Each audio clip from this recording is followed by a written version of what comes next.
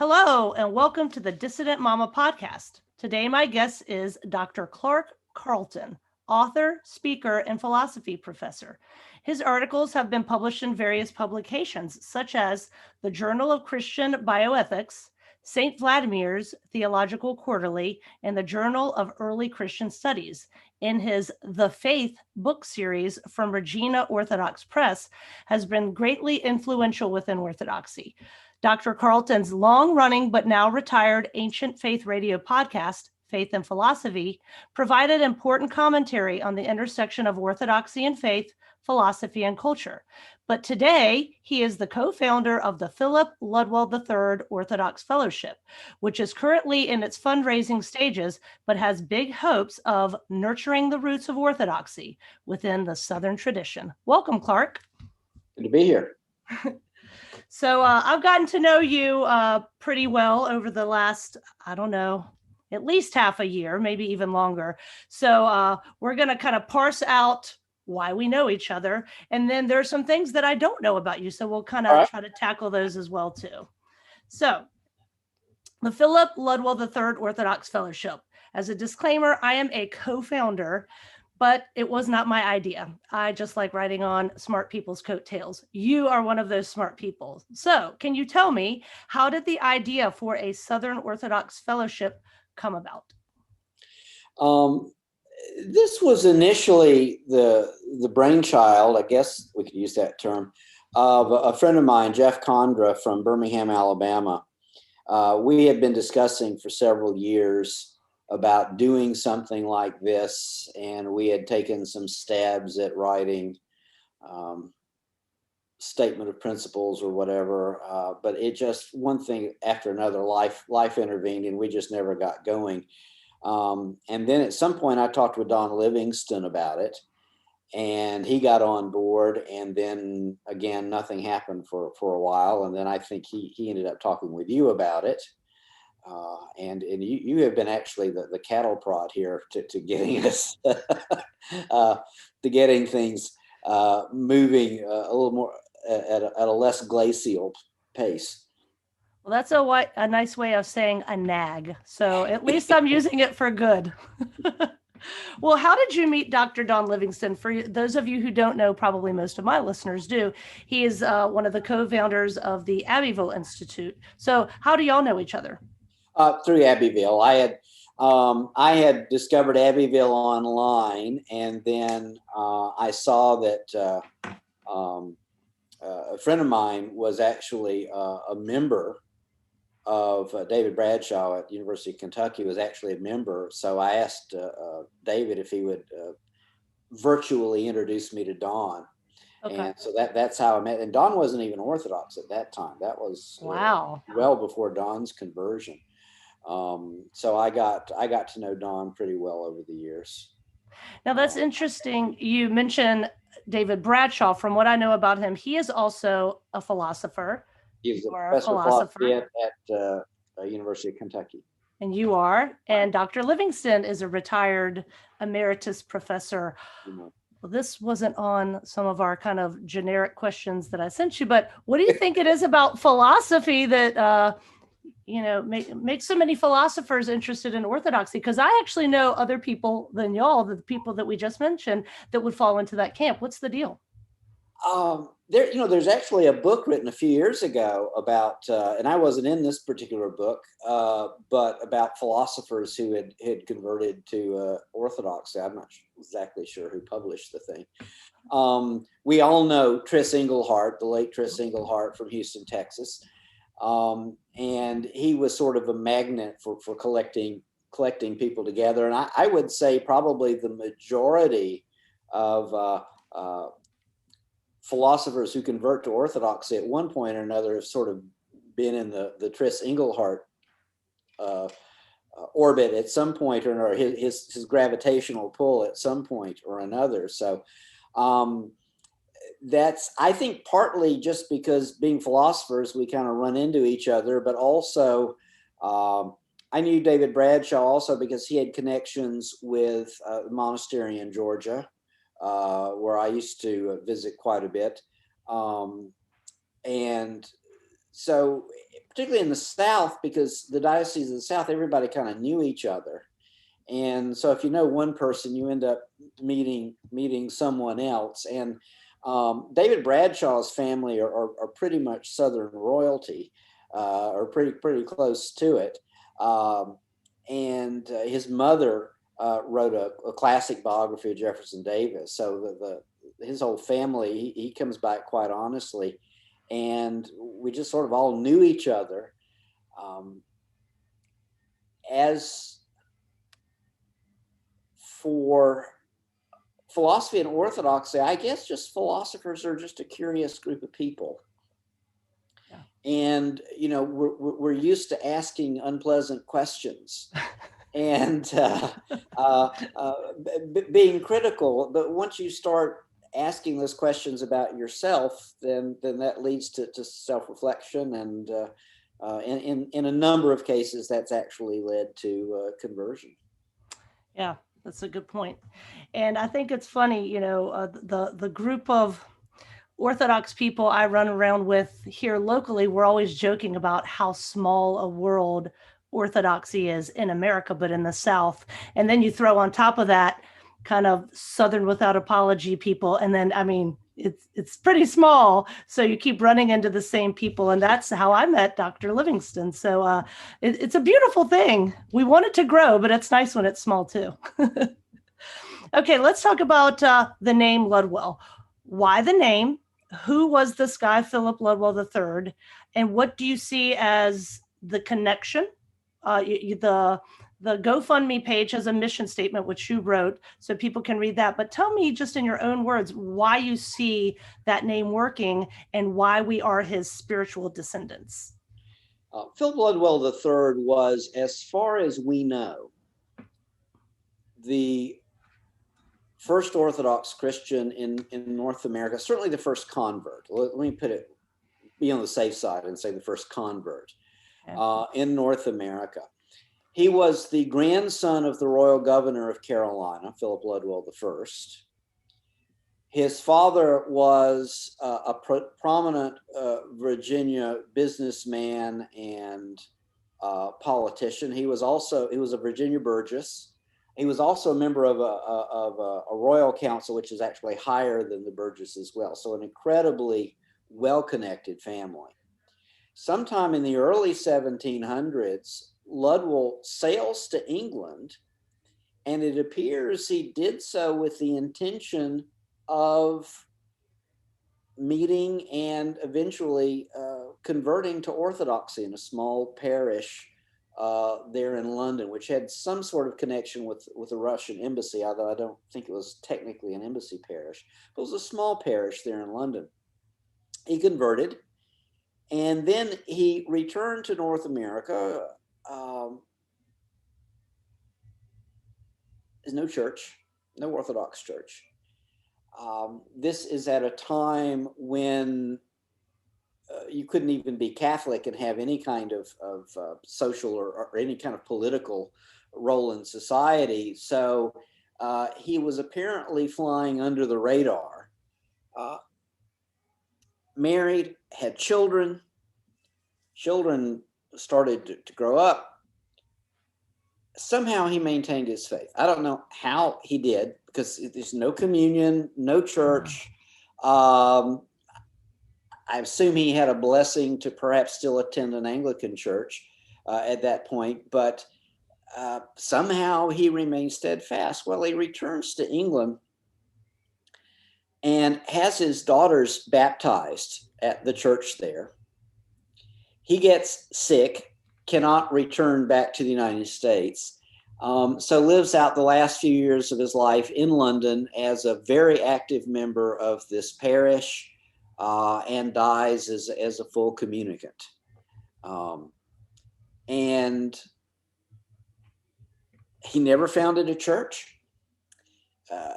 In that sense, he left no legacy behind, although my friend Nick Chapman, who's writing a biography about Ludwell,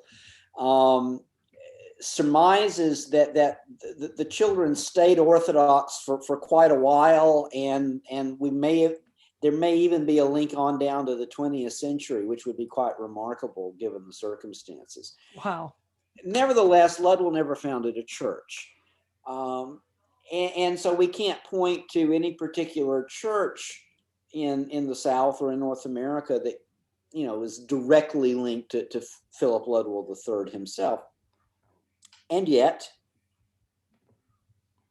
spiritually, I consider him, the father really of all converts, because he was the first one to do it. And even though he couldn't practice his faith openly and couldn't establish churches, he sowed spiritual seeds here, which have grown. And I see him as really the focal point of what would an indigenous Southern church, an indigenous American church in general, but more particularly an indigenous Southern church, and we can talk about that in a minute, what it would look like. He is sort of the spiritual progenitor of all of this. So part of my interest in Ludwell is a kind of what if sort of scenario. Had he founded a church, what would would it look like today?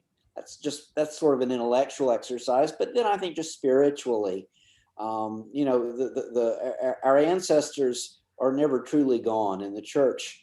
We are surrounded by so great a cloud of witnesses, and I firmly believe that Ludwell is watching and taking a keen interest. So even though he's not a canonized saint, there's no reason why we cannot look to him and even seek his intercessions for us as his children, as his spiritual children.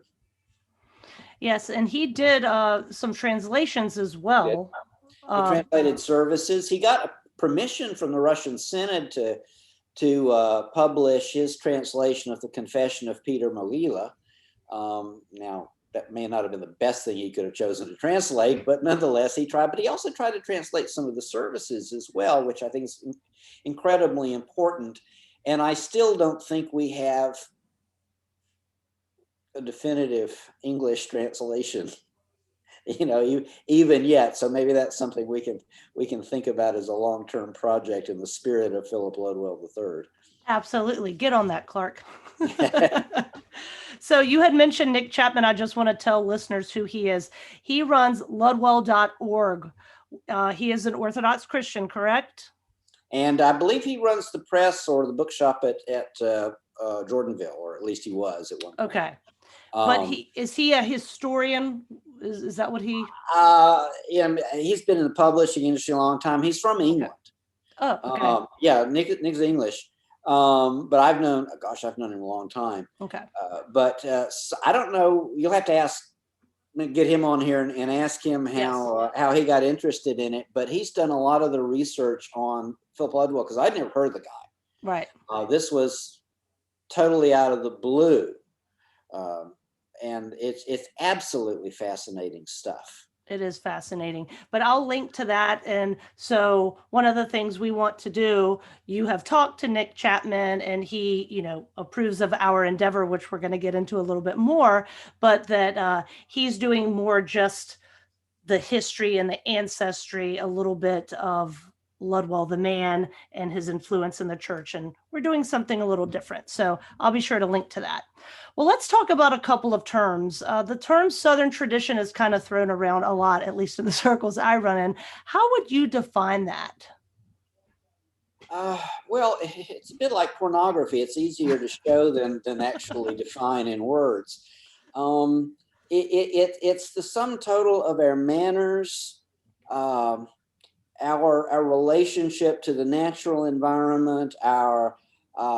The Southern tradition is an agrarian tradition. It is a tradition rooted in the farm, as opposed to an industrialist or a mercantile sort of society.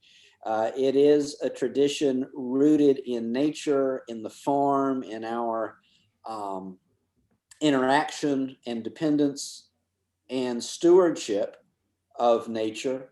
It is a tradition which is steeped in the classical and biblical images. During the late unpleasantness, you had Southerners, in their knapsack with, Greek histories. People reading the classics. The Southern tradition is one in which Southerners see themselves, or traditionally used to anyway, to the extent it still exists, in terms of classical and biblical metaphors and images. It was a society that was self-consciously rooted, self-consciously located within a classical sort of society. The father of the classics in this country is Basil Gildersleeve, who taught at the University of Virginia. He'd teach school in the fall and join the Army of Northern Virginia in the spring. And then in August or September, he'd go back to Charlottesville and teach. But he was one of the first Americans to get a PhD in Germany and started the Department of Classics at Johns Hopkins University in Baltimore. So he's literally the father of American classics. The Southern tradition is steeped in the classics. I'm talking about the Greco-Roman classics and in, of course, the Bible. And those stories, both secular and sacred, are the stories around which Southerners interpreted their own lives and their own story. And so the Southern tradition is something that is rooted in nature, but also steeped in classical and biblical imagery. And the Southern self-consciousness is one of somebody who is attached to a place, in particular, the importance of place, which I think largely is due to the strong Celtic history of the South, a large number of Celts within the South, and an emphasis on place as a classical Celtic criterion. If you remember the grand remonstrance of Gerald O'Hara when Scarlett tells him she doesn't want Tara, and he tells her, if you're Irish, the land you live on is like your mother. There's nothing worth working for or fighting for or dying for but land, because it's the only thing that lasts. And that's a very Celtic sense of rootedness in place, which is deeply ingrained in the Southern psyche. We are the product of the foothills or the mountains or the swamps or the bayous. That's part of our makeup. We're not just people who live in a location, but we come from that location and we're part of it's part of our makeup. This creates then a dependence on nature and the fact that we derive our sustenance from nature, and we have to learn how to live in sympathy with nature. And then, of course, on top of all that, like I said, is our material, our intellectual culture has been totally stamped by the classics and by the Bible. So, why do you think the South needs a fellowship? You're kind of speaking to that already, but you're a former Southern Baptist. So, why do you think Orthodoxy will speak to what Flannery O'Connor called this Christ-haunted people? Why do you think this fellowship may merge those things? Well, the ultimate purpose of the fellowship is really to be a tool, not an evangelistic society per se, but to facilitate evangelism, to make evangelism more useful, more practical, more fruitful, I guess would be a good way to put it. The South needs orthodoxy because everybody needs orthodoxy. And I'm going to back up just 1 second. We're talking about the South here because this is where I live, it's where you live. My family arrived in the South in 1654. The last people to show up were the Swiss Germans who got here in 1721. So this is my home, and these are my people. What I'm going to say could apply mutatis mutandi everywhere. to New England, to the upper Midwest, to even crazy California. But we're talking about the South because this is where we live. I think the real problem here in this country, because the church is overwhelmingly an immigrant church in North America and in Western Europe after the schism, after Rome went its merry way.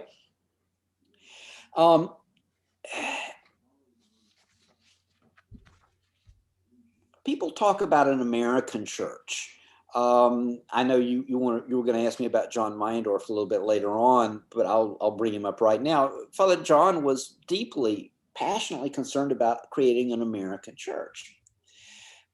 And as much as I love Father John, he was the most brilliant man I ever met. Father John was not American. He was born in France. And like all immigrants, he doesn't understand the place. And I said this on the podcast years ago. Amazingly, I didn't get hate mail. But when immigrants come to a place, they project their own views onto that place. This is their land of opportunity, so they are projecting their conception of what a place is. But my ancestors have been here for over 300 years. It's my land. In a way, it's not the land of somebody who's only been here, say 100 years. And Father John did not, I don't think, really understood. I think very few people in Orthodoxy in this country really understand there is no America. There is no American culture. We've never been one nation, ever. One nation under God is a myth. By the way, that pledge was written by a socialist. It was a plot it was a business deal to sell flags to raise money for a socialist magazine. We've never been one nation. We've always been multiple nations. So if there's going to be an American Orthodoxy, it's got to be as multifaceted as America is multifaceted. Mm-hmm. That's why I say what we're trying to do here can be reproduced mutatis mutandi in New England, in the upper Midwest, in California, or the Pacific Northwest. Yes. Or even in the Southwest, because, Texas, we're including Texas as part of the South, but, Texans consider themselves to be a world unto themselves, right? Right. I'm married to one. Yeah, well, there you go. So it's not that, rah, the South, is that this is where we live. And so where we live needs orthodoxy. Where we live needs to be evangelized. Everybody needs orthodoxy. But I don't think we can fruitfully evangelize without engaging in culture and without having orthodoxy enculturated within the culture. That means baptizing the culture into orthodoxy.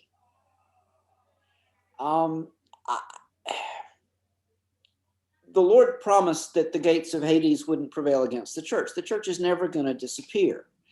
It's blasphemy to say otherwise. And I grew up with, I have friends who were Campbellites, people in the Restorationist movement.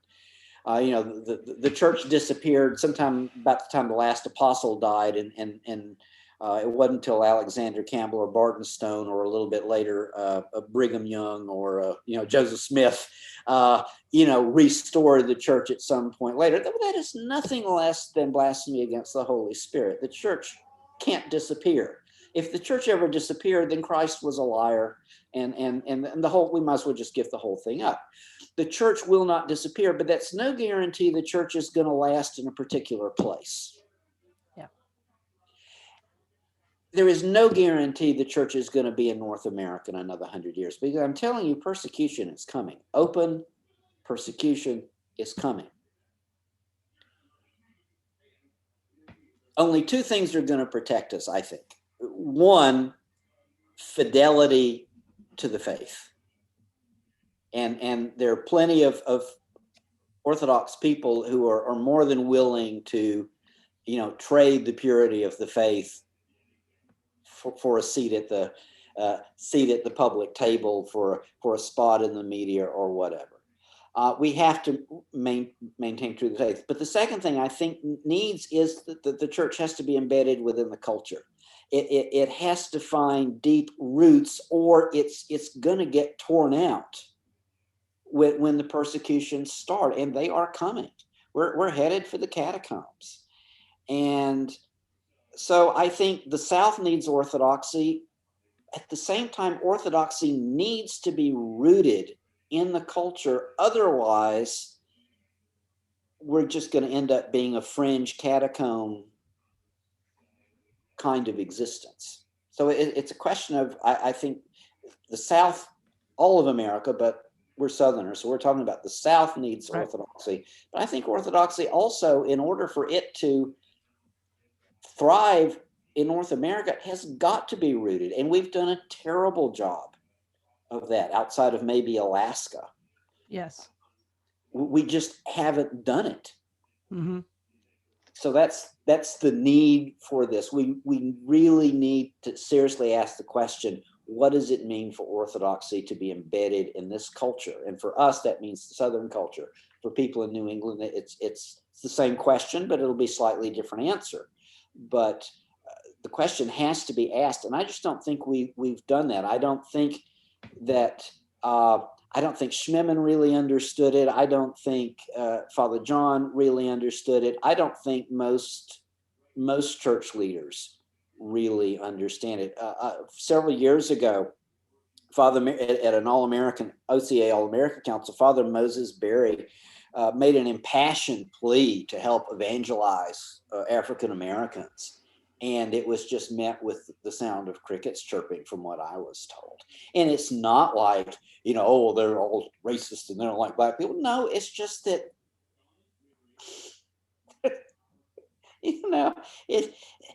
the idea that orthodoxy has to become part of this culture is just hardly on anybody's radar. Right. Now, you're talking about, America as an idea, which I think many, many, many Orthodox church leaders, that they buy into that. I've written about that before. And I think, we know for a fact that this fellowship will probably not be popular among some, because we believe in those deep roots. You and I do. We think that they are valuable and important, and that they should be cultivated and cared for. So, how do you think the fellowship will handle the woke pushback? Because we know everything Southern is horrible and evil. They're just synonymous. What's the game plan there, or do we even care? Well, this being a family podcast, I won't give you my reply to questions like that if people are asking me, because you don't have a bleep button, I don't think. My view is we just ignore it and do what we're going to do. Yeah, I agree. Look, why enculturate in the South? Because it's our culture. There's no other answer to that question other. It's my culture. It's the culture. Why do you honor your ancestors? Because they're my ancestors. I don't need to give you any other reason than they're my ancestors. Honor thy father and mother, the first commandment with a promise. So, the culture is what it is. And if we spend our time, apologizing for this or defending that, so it's absolutely not going to be the job of the Ludwell Fellowship to defend the South. There are other organizations that do that, heritage defense and that sort of thing. And so we're not going to have, clever sayings or anything like that. That's just not our job. Our job is to think about the ways in which Orthodoxy can speak to Southern culture, and even that's problematic because Southern culture is shrinking. Yeah. Ever more so. And I'm not even talking now about the attacks on, the attacks on Southern culture. I'm talking about the fact just the damage that Walmart you know, has the havoc Walmart has wreaked on Southern culture, not to mention Amazon and Starbucks and all of that other stuff. So the Southern tradition, to use Weaver's famous phrase, has been at bay for a long time, and it's shrinking, but there's still something there. There's still vestigial remains of this culture there. And if Orthodoxy is going to find root in a secular, consumerist society, an anti-culture, not a culture, but an anti-culture, it's going to be by finding these vestigial remains of a traditional culture. And finding some symbiosis with that, because there's no way to combine Orthodoxy and Amazon or Starbucks. The two aren't going to go together. Yes. And what we're going to end up with, if we don't enculturate and find something permanent, and that's another classical motif, the permanent things. If we don't find a way to attach ourselves and enter into a symbiotic relation with those elements of culture which are reflective of the permanent things, the permanent verities, then we're simply going to have a superficial consumerist orthodoxy, a public orthodoxy, if you will, that will simply blow away. Right. At the first adverse wind. I also think now is a good time to kind of strike while the iron's hot, which is probably why I've been so inspired to light a fire under the people whose idea this was, because I think a lot of people within the South, these Christ-haunted people who have been raised various varieties of Protestantism, feel left behind. They have, they're just take the, Southern Baptist Convention and it's already gone. It's gone. I was raised Southern Baptist, and it gives me no pleasure. It gives me, no sense of glee to watch the Southern Baptist Convention implode, but it's just a mess. And they thought, I was a Southern Baptist when there was the quote unquote conservative, i.e. fundamentalist takeover of the Southern Baptist. And by the way, Southern Baptists were historically not fundamentalists. Fundamentalism is a Yankee thing. It came down the South first part of the 20th century. Southern Baptists tended to resist it initially. But when this takeover happened in the mid-late 80s, oh man, great things were going to happen. Well, it wasn't but a decade later. Baptisms were down, church growth was down, and I could have told them this wasn't the answer. Now they've just completely utterly surrendered to the zeitgeist. They don't even want to be called Southern Baptists anymore. When's the last time you saw a Baptist bookstore? They don't exist. They changed it to Lifeway Christian Resources because they did a marketing survey and Baptist had bad brand identity. So they changed it. Heck, half the Baptist churches in my town don't even call themselves Baptist churches. They're what I call stealth Baptist churches. Yeah. And you have to look really deep in their literature and kind of make connections to figure out, hey, that's a Southern Baptist church. But you'd never know it from anything they write or say. And then, of course, what do they do at these stealth Baptist churches? Well, they have praise bands. Mm-hmm. And Pastor Billy Bob, wears his blue jeans and his cowboy shirt, and he sits on a stool with his Bible and gives a lifestyle message. And that's a long way from the classical preachers. Some of y'all get on the interwebs and get on the YouTubes. Not that I advertise YouTube, but look up R.G. Lee Payday Someday. That's a sermon he preached 1,000 times, but it is a classic of Southern pulpit oratory. And whatever you may think about R.G. Lee, and he was a bit of a card, it's a biblically informed, not in the sense of being necessarily theologically correct, but he thinks in biblical images. He thinks in biblical characters. That is his lens through which he sees the world. And it's an extraordinarily well done sermon. And I'm not advocating necessarily all the theology in it, but just listen. It's about the story of Rahab, and and of course he's got a just thick, dripping Southern accent that he delivers this thing in. But of course, you'd never hear that in a Southern Baptist pulpit anymore. Mm-hmm. It's gone. It's total. I mean, literally gone with the wind. And Southern Baptists have just given up to the culture. I guarantee you, they will be welcoming and affirming of same-sex couples within a decade. Guarantee it. Yes, I was part of one of these stealth Baptist churches. Okay. So before. Yes, it was. So you come from that, but you see, it doesn't work. It doesn't answer the culture. No. It doesn't provide the answers. Only Orthodoxy can do that, because Orthodoxy is the truth, but it's not just the truth about God, it's the truth about man. Yes. Christ is the revelation not only of God, but also of what it means to be human. And Orthodoxy is the incarnation in a particular place, in a particular time, of that true humanity in communion with divinity. And we've got what they need. But they're not going to hear us.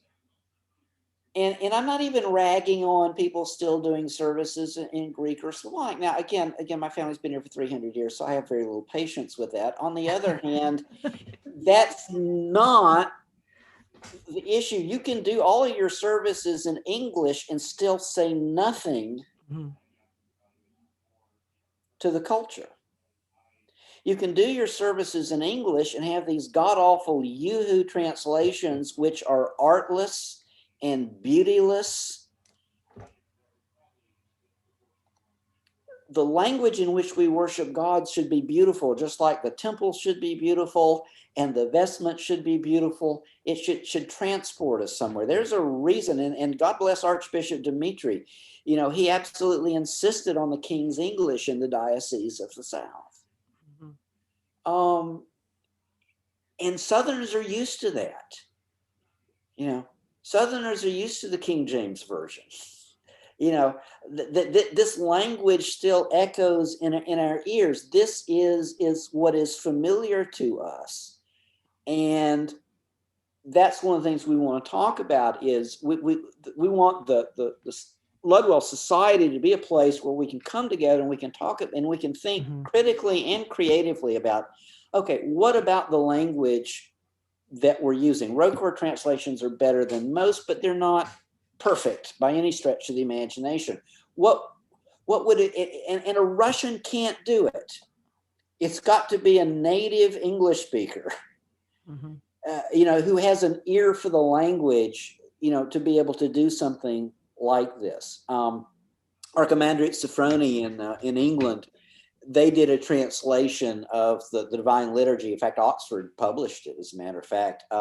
It's quite pretty. It's not perfect. It's quite pretty, but it's totally prayer book English.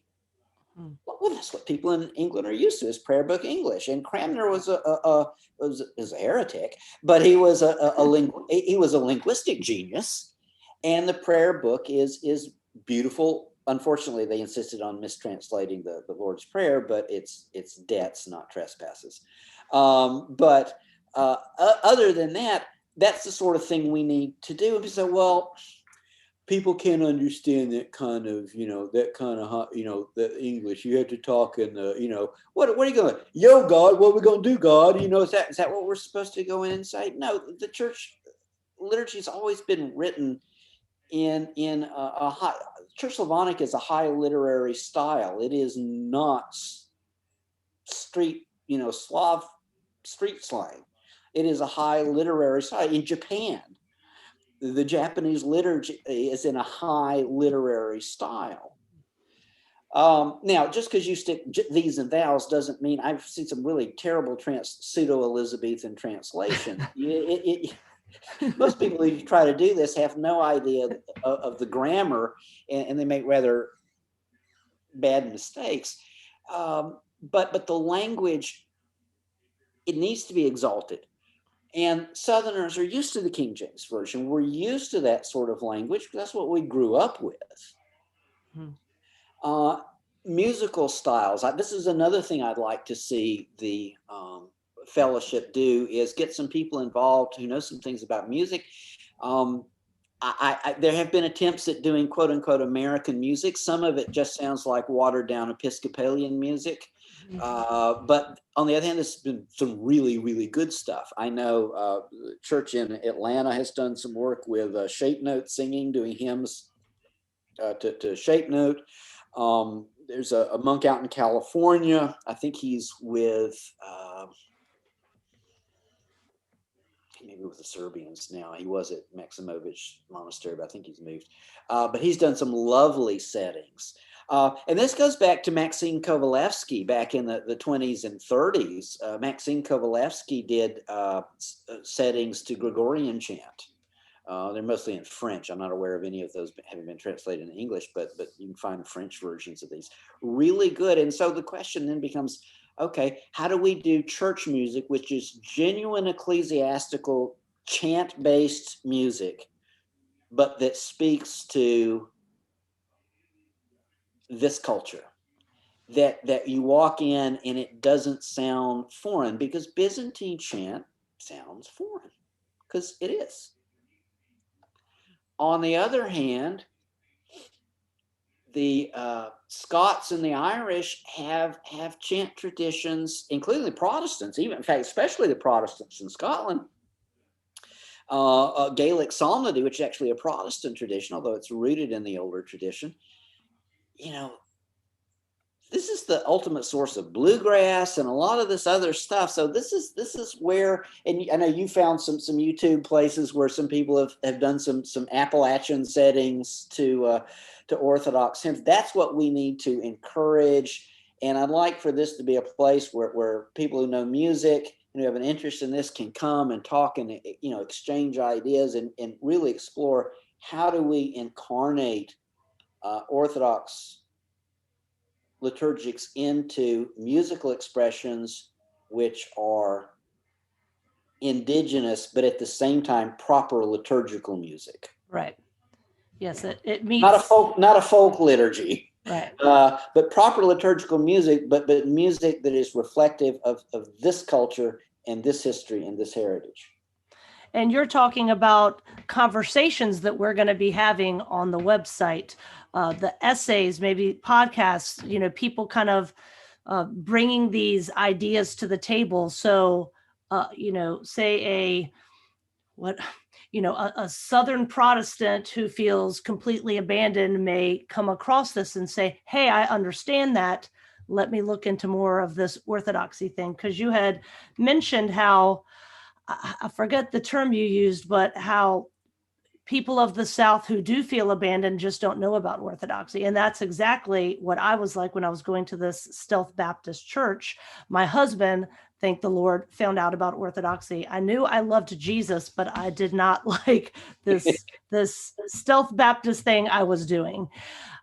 So that's kind of what we want to do, right? To bridge that divide, to honor the tradition and, of course, grow Orthodoxy, right? Is this right? Okay. And I think if we have people that are interested in music and have some musical ability, and you want to say, where can I get in touch with other people? We can actually be kind of a clearinghouse where we can introduce people to other people. I would once we get the website up and going, I would love for choir directors, and if we have any composers who are interested in this sort of thing, to contact us, and we'll put you in touch with each other. And as a long-term project, we may arrange some Zoom conferences at some point in the future. There's really no substitute for on ground. We may even have some on ground conferences at some point in the future. That that requires a lot of money and whatnot. So that's going to be down the road. But these are, I would love to see us do some workshops and things on composing and choir directing with this sort of indigenous music. I'd like to see people, a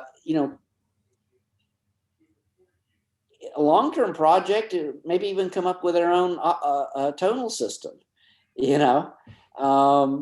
so that you're not simply dependent on, Kievan or Bakhmetiv, or Byzantine, which you have to be a specialist to do Byzantine. Not, Byzantine's hard to do well. It's fantastic when it's done well, but it's hard to do well. But to come up with hymns or and there are Americans who have, I know the choir director at St. Tikhon's has done an entire Divine Liturgy, composed an entire Divine Liturgy. Well, maybe we get somebody that can compose something in a decidedly Southern / Appalachian idiom that would speak to us, because even if people have a long cultural memory, even if they haven't been to church at years, that it's still in the water, it's still in the back of people's heads, and you can speak to that long lost imagery that's in people's heads. I like the term you used, a clearinghouse, kind of a hub for bringing people together. And we've already talked about how these circles we run in are small and we want to grow them. And I just think it's going to be a beautiful thing. I'm very excited. And the Ludwell Society, it isn't that we think we have the answers to how to do this. I don't know exactly how. I have some ideas about that and the other thing, but until you try something out, and that's why we need to bring lay people and clergy together to find ways in which we can interact with each other. So we'll be publishing papers, and we will be soliciting papers. People got some ideas, including maybe poetry and short stories and things like that. Food. Things about food and all aspects of culture, because anything that is truly human and truly natural is Orthodox and falls within the purview of Orthodoxy. Orthodoxy doesn't leave any aspect of life out. That's why we bless food. That's why we bless marriages. That's why, we bless wells. I think there's even a prayer for getting rats out of a well or something like that. There's nothing we don't. Now, to quote Alexander Schmemann, there's some things that can't be blessed. People would always bring icons to seminary to be blessed, that they had painted to bless. And somebody brought one, and Schmemann just refused. I don't know what it looked like, but it must have been bad. And Schmemann refused, and he goes, some things cannot be blessed. All right. Well, yeah, there are some things that cannot be blessed. Right. But anything that's truly natural, anything that is a genuine part of the natural human experience is and can be and is blessed within the church. And so we'll talk about food. We'll talk about music. We'll talk about liturgical translation. We'll talk about evangelistic techniques and what's the best way to reach people. What's the best way to introduce people to Orthodoxy. We'll do all of that, and we're coming to this. There's no editorial agenda in the sense that we think we have the answers to this. We have a program that we're trying to push. We're trying to figure this out, and we want people to join us, because it has to be an organic. Yeah. It has to be an organic process. It can't be a top down.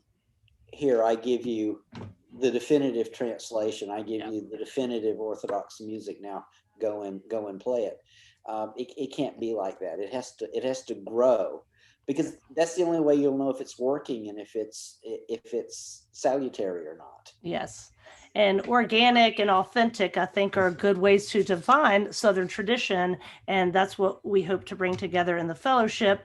But we do want clergy to be involved too. So far, our founding members are the two of us. We had mentioned Don Livingston and Father John Whiteford. So we have two academics, a priest, and, a wild housewife over here. So, we got a little diverse array going on, but we want more clergy involved, of which we already do have some signed on to just participate. They don't know exactly how it's going to unfold, but like you said, we all think it's a good idea. Say what? We don't either. We don't know Yeah. Either. So it's a good idea. We just need to, push it down the track. So speaking of Father John Whiteford, he's from California, but he has a lot of Southern ancestry. He likes to do his genealogical stuff. And I think he's maybe related to Pocahontas and Robert E. Lee. I don't know, but he's into that stuff. He's got some roots around here. And then, of course, he lives in Texas. So even if you're not from the South, why would you think it would be an important thing for people to be a part of it if they just happen to live here, even if they're from, whatever, Wyoming? Okay. Well, first of all, if you're a foreigner living in the South, I mean, from, if you're from Ohio or some awful place like that. Or California, like Father John. Yeah, or California. If you're not just passing through, if you're planning on making this your home, roots, then you need to think about going native, and you cannot evangelize a place if you hate it. Yes. And you can't evangelize people if you don't like them, and if you think you're better than they are. Or that, the way we do things back here, or, Southerners are all racist. I can tell you stories that would give you a permanent way, permanent perm, about parishes in Pennsylvania and New Jersey and New York. Okay. So I don't put up with, this kind of, back in, then go back to New Jersey if that's what you want to do. Classic story. I won't mention any names. There was a priest. He asked Archbishop Dimitri for a mission parish, and he got it. Except that this parish, what he didn't know is this parish was troubled with a capital T. Most of the people were hunkies who came down from Pennsylvania, New Jersey, New York. He tried to call Archbishop Dimitri, and Dimitri didn't answer his phone. He was screening his calls, and wouldn't return the priest's call. So he gets in a car and drives something like 1,800 miles to Dallas, Texas. Knocks on the Archbishop's door. Says, Ladika, I asked you for a mission parish, and you gave me a 100-year-old New Jersey parish.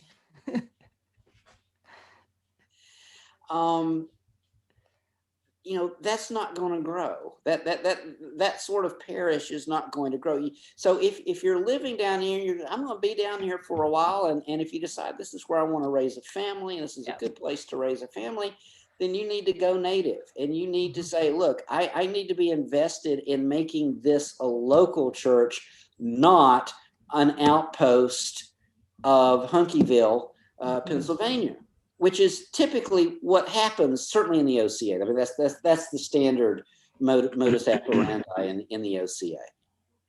You have to say, look, we're here, and we have to reflect this place. So even if you're not of Southern lineage, but you live in the South and you want Orthodoxy to grow here, then you need to be a part of this. You need to be a part of the conversation.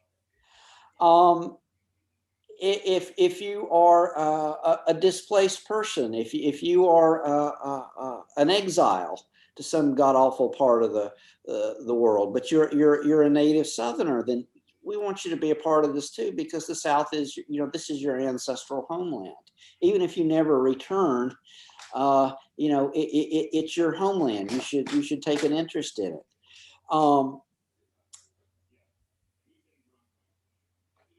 If you don't live in the South and are not a Southerner, you still might want to be a part of it, because we might give you some ideas of how to make Orthodoxy relevant to your neck of the woods.